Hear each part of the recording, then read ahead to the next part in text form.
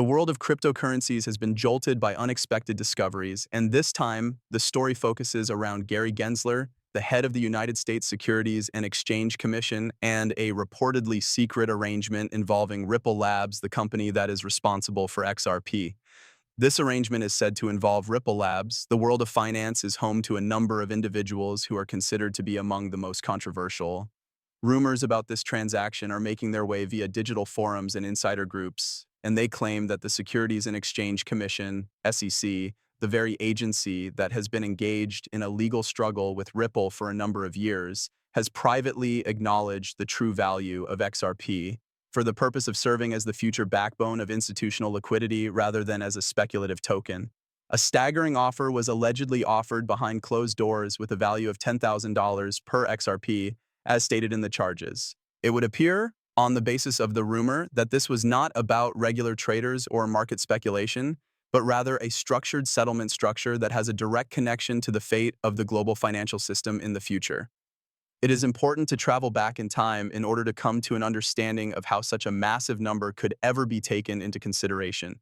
Ever since the Securities and Exchange Commission, SEC, initiated its action against Ripple in late 2020, accusing the company of selling securities that were not registered with the SEC, the global economy has seen a substantial transformation. This has been the case ever since the SEC began its investigation. Over 100 nations have been working on or testing central bank digital currencies, generally known as CBDCs. All of these countries have been working on or testing CBDCs, while there was in it, which is over $1 quadrillion in derivatives, foreign exchange, and debt instruments. They feel that this provides the basis for the reasoning behind this valuation. Because of this projected liquidity, it is possible that, at the very least in theory, the utilization of a neutral bridge asset will be required in order to settle between various currencies. In the event that XRP were to operate in that capacity, its value would not be derived from speculation, but rather from that which is required, specifically the enormous amount of financial throughput that it makes possible. Now that we have that out of the way, let's talk about the alleged functions that Gary Gensler performed in this transaction. Gensler had previously held the position of professor at the Massachusetts Institute of Technology, MIT, where he was responsible for teaching students about blockchain technology and digital asset technologies. The fact that he is one of the few regulators who has a comprehensive understanding of how these systems function is a testament to his abilities. You should also be aware that his public condemnation of the chaos in the cryptocurrency business has frequently hidden a more profound purpose, which is to bring control and clarity to an industry that poses a threat to established power institutions. This is something that you should be aware of. Gensler's campaign against Ripple, according to this theory, was never only about compliance, rather it was about putting the company in a position where it would have to bargain on terms that are beneficial to the banking system in the United States. This view asserts that Gensler's campaign against Ripple was never about compliance. XRP may be framed as a security from the beginning, which would allow the Securities and Exchange Commission, SEC, to delay the global acceptance of the cryptocurrency U until systems were in place to integrate it under official monitoring.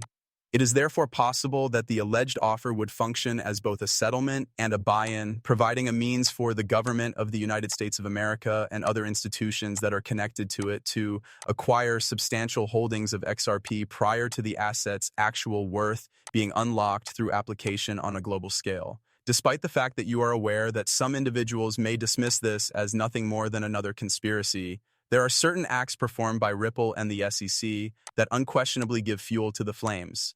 The fact that Ripple has persistently refused to compromise on the initial parameters that were presented by the SEC, in addition to the fact that it is increasing its list of global collaborations, is evidence that the firm is aware of the value that it possesses. Ripple has demonstrated that it is aware of its value by persistently refusing to settle on the first terms provided by the SEC.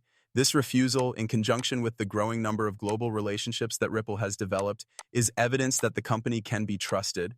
Gensler's recent public remarks have been more compassionate, hinting that a potential settlement may be forthcoming and even accepting the requirement for digital asset enterprises to have clear routes. In the meanwhile, Gensler has been making public pronouncements that contain more compassion. Without making a public announcement, the Securities and Exchange Commission, SEC, has secretly withdrew from certain enforcement actions. In all honesty, I have no choice but to acknowledge that the timing appears to be a little bit too coincidental. As a consequence of this, the cryptocurrency community has been given the impression that Ripple has already completed negotiations with the Securities and Exchange Commission, SEC. This transaction is strictly confidential and will never be published in any court documents. Yet it will bring about a transformation in the digital financial infrastructure. Take into consideration the consequences of this. It is possible that the Securities and Exchange Commission, SEC, is inadvertently acknowledging the role that XRP serves as a systemic liquidity bridge by means of this alleged offer. In the event that this is the case, then what we are currently experiencing is the gradual introduction of a new era in the world of finance.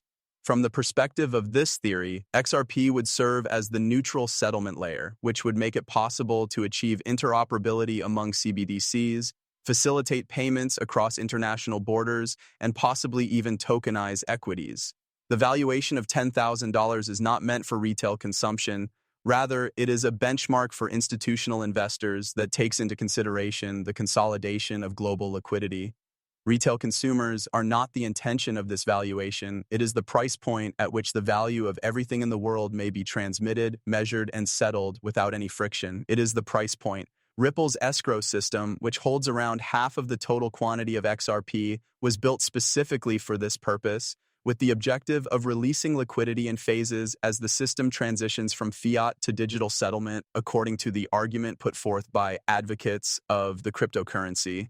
Increasing the intensity of the story is the process of investigating the various ways in which global financial authorities are adjusting their vocabulary. It has been brought to the attention of these three financial institutions, the World Bank, the International Monetary Fund, and the Bank for International Settlements, that there is a necessity for neutral bridge assets and digital settlement networks that are interoperable. Ripple has been a part of a great number of formal working groups and CBDC pilot initiatives during the course of its existence. In addition, the government of Japan has openly praised the effectiveness of Ripple, and a number of governments in Latin America have signed exploratory agreements that aim to make use of its technology.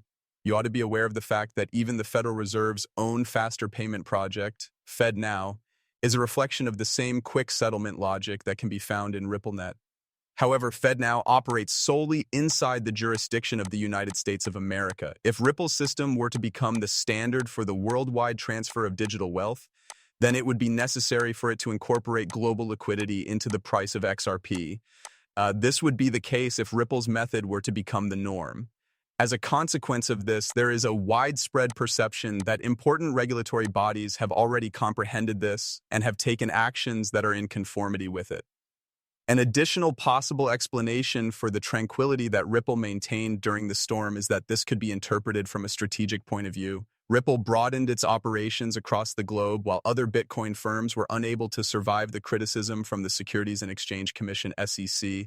They did this by establishing offices in Dubai, forming ties with foreign financial organizations, and even working together with the Foreign Monetary Fund, IMF, on research that was conducted across international borders. Isn't it incredible that you would agree with me? You are aware that the chief executive officer of the company, Brad Garlinghouse, has stated on several times that the objective of Ripple is not speculation, but rather the plumbing of global banking. This is something that you are aware of. Gensler's stated offer is not a surrender. Rather, it is the beginning of regulatory integration in a covert manner. If there is a hidden SE settlement or acquisition structure that is going place behind the scenes, then Gensler's offer constitutes the beginning of regulatory integration. It is the United States of America that is taking